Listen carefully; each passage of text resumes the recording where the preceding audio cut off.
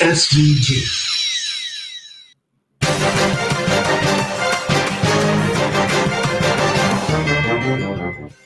Good afternoon and welcome to WeFM's Midday News, brought to you with the kind compliments of Courts and Vincent Limited. It's the Quartz Yard Sale. Friday, February 28th. Arnisphere Warehouse. Starting at 9 a.m. Get everything you want with up to 75% off. Everything must go. Lowest and best prices. Huge savings. Incredible deals. Lots of offers in bedding, dining, lounge, gym, televisions and audio, appliances and accessories, and so much more. No cash, no worries. Pay nothing for the next 30 days. When you shop with Quartz Ready Finance. Remember, lowest price guaranteed. Offer available for a limited time and while stocks last. Conditions apply. Quartz, bringing value home. Welcome back to WeFM's Midday News, brought to you with the kind compliments of Courts and Vincent Limited. I am your presenter, Rajiv Providence. First, on the local scene, a new book highlighting national hero Paramount Chief Joseph Chatterier's unknown daughter will be launched in St. Vincent today, Friday, February 28, 2025.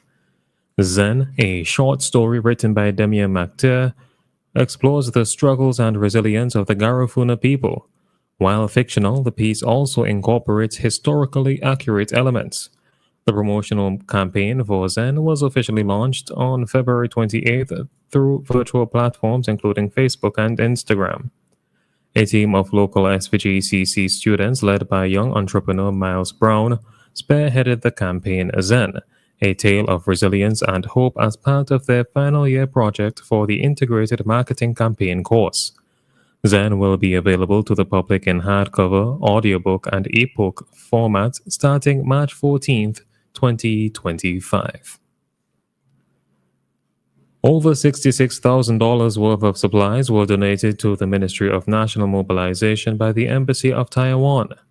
The donation, provided by the Simply Help Foundation, included 447 boxes containing footwear, toys, sporting equipment, and medical supplies.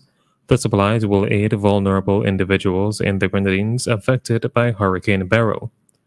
At a handover ceremony at the West St. George Secondary School, Minister of National Mobilization Kiesel Peters expressed gratitude for the donation. Taiwan's Ambassador Fiona Fan also announced a new initiative to support young farmers in the country. The project, set to launch next week, will introduce modern agricultural techniques such as greenhouse technology and vertical cultivation. Ambassador Fan emphasized Taiwan's commitment to sharing technical expertise and ensuring farmers have access to the latest advancements. Still on the local scene, work on the Orange Hill Housing Development Project has reached a significant milestone as road construction moves into the concrete phase. This stage includes the development of a 5-meter wide reinforced concrete roadway, along with 300 meters of curb and slipper drains and 200 meters of overland box drains to improve durability and drainage efficiency. The project, which features 2 concrete roads, is part of the National Agricultural Feeder Road Project and is funded by the Kuwait Dynamics Limited KDL. The improvements aim to enhance infrastructure in the area, supporting both residents and agricultural activities. The National Agricultural Feeder Road Project aims to enhance the country's agricultural infrastructure by rehabilitating and constructing vital feeder roads.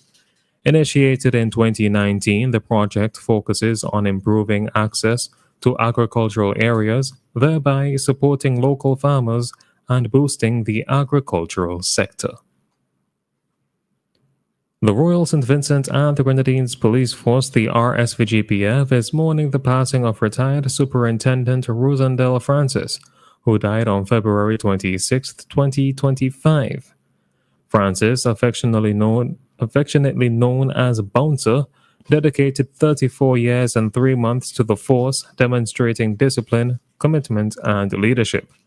Born in Barrowley on September 15, 1954, he enlisted in the RSVGPF in 1976 and steadily rose through the ranks, retiring as Superintendent of Police in 2010.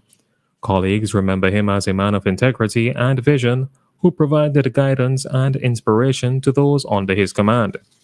The RSVGPF honors his legacy and extends heartfelt condolences to his family, recognizing his years of service as a lasting example of dedication and excellence. On to news in the region. The groundbreaking Recycle OECS project has uncovered critical insights highlighting the urgent need for systematic changes in waste management to protect both environmental and economic interests across small island developing states. The project's report revealed a comprehensive strategy that extends beyond traditional recycling models, offering a roadmap for sustainable waste management. In Dominica, the project sparked a community-wide movement through the Zero Waste Schools program, which mobilized 3,124 students across 62 schools. These young environmental champions collected over 10 tons of plastic waste, changing the way their communities approach waste. Grenada's approach showcased the impact of strategic partnerships, particularly with the hospitality sector, which helped divert 32.56 tons of plastic waste from landfills.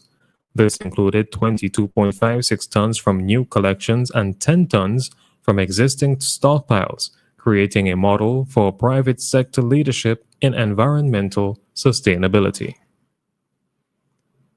President Dr. Irfan Ali of Guyana urged a balanced approach to policing, combining strong law enforcement with community engagement and the development of softer skills.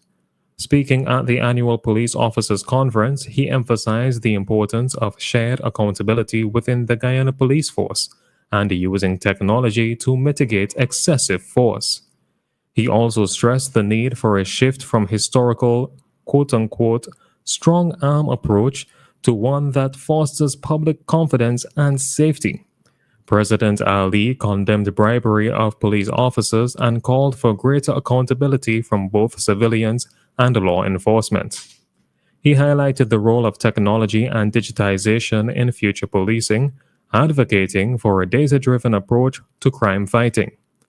To support these efforts, he emphasized continuous training, with over 1,400 officers receiving specialized training in 2024 and 1,700 more scheduled for this year. Ali underscored that modern policing in Guyana requires both intellectual and analytical skills, aiming to create a professional, expert police force. On the international scene, Abdullah Öcalan, the jailed leader of the outlawed Kurdish group PKK, has called on his movement to lay down its arms and dissolve itself. His statement, read out in a letter by MPs from a pro-Kurdish party, was aimed at ending 4 decades of armed struggle in the southeastern Turkey, in which tens of thousands of people have been killed. Öcalan, 75, had earlier met the MPs for several hours on İmralı, an island in the Sea of Marmara southwest of Istanbul, where he has been imprisoned in solitary confinement since 1999. His announcement came months after ultra-nationalist leader Devlet Bahçeli, who is an ally of Turkey's government, launched an initiative to bring an end to the conflict.